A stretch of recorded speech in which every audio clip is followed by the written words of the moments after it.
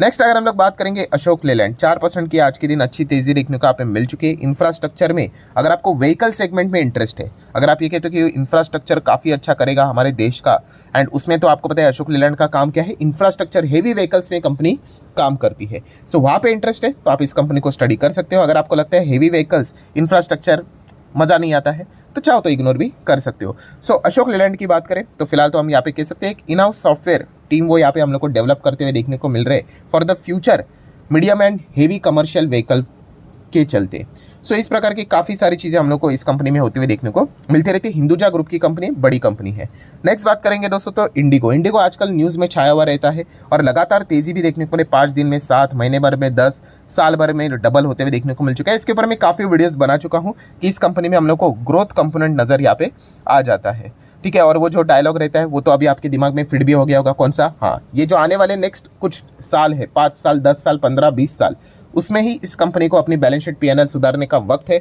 ये इनके लिए सबसे बड़ा गोल्डन डायमंड इरा है और इस कंपनी के मैनेजमेंट को भी ये पता है। इसलिए तो कंपनी क्या कर रही है, अपने बिजनेस को एक्सपांड करने के लिए अलग अलग डील्स कर रही है। 30 एयरबस A350 भी उन्होंने यहाँ पे उसके साथ भी डील कर दिया है, जो कि इंटरनेशनल ट्रिप्स हम लोग को करते हुए देखने को यहाँ पे मिलेगी। एंड इसी चीज़ के चलते मॉर्गन स्टैनली ने भी क्या कर दिया, इनके टारगेट्स अपग्रेड कर दिए, ब्रोकरेजेस ने टारगेट अपग्रेड कर दिए हैं। तो ये चीज़ें हम लोग को देखने को यहाँ पे मिल रही है। तो डेफिनेटली हम कह सकते हैं ये सेक्टर काफ़ी हेवी रिस्की सेक्टर होता है, क्योंकि एयरलाइन कंपनीज आपको पता है बड़े बड़े बिजनेसमैन एयरलाइन कंपनीज भी फेल होते हुए देखने को यहाँ पे मिल जाते हैं। सो उस डायरेक्शन में अगर आपको एयरलाइन कंपनी में इंटरेस्ट है, उस सेगमेंट में, उस बिजनेस में, सो आप इंडिगो को चाहो तो स्टडी कर सकते हो। आ जाते हैं नेक्स्ट कंपनी के ऊपर जिसका नाम है डिक्सन टेक्नोलॉजीज।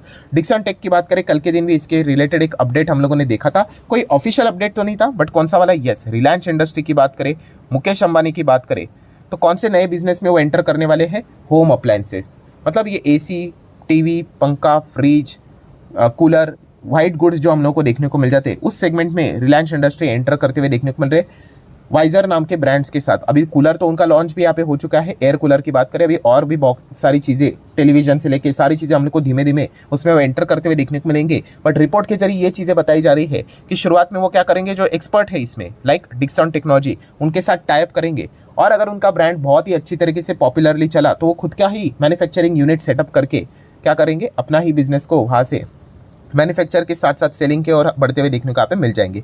सो अगर डिक्सन के साथ अगर उनकी पार्टनरशिप हो जाएगी तो स्टॉक अच्छा करेगा करके, तो यही खबरें फिलहाल बाजार में चल रही है कि शायद से डिक्सन के साथ उनका पार्टनरशिप हो सकता है करके। एक और प्लेयर हम लोग को देखने को मिल रहा है, ठीक है, ओनिडा की अगर हम लोग बात करें, उनकी जो पेरेंट कंपनी, उनके साथ भी बातचीत चल रही है। सारी उड़ती उड़ती खबरें, कोई ऑफिशियल खबरें नहीं, बट मार्केट ऐसा ही चलता है, आपको पता ही है, रूमर्स के ऊपर। इसीलिए तो वो कहावत बनी है भाई कि buy on rumours and sell on news, ये इसीलिए तो बोला जाता है। बट ठीक है, वो ट्रेडिंग के हिसाब से चीज़ें रहती है, इन्वेस्टर के हिसाब से देखा गया तो सारी चीज़ें पिक्चर आउट क्लियर हो जाने के बाद ही आप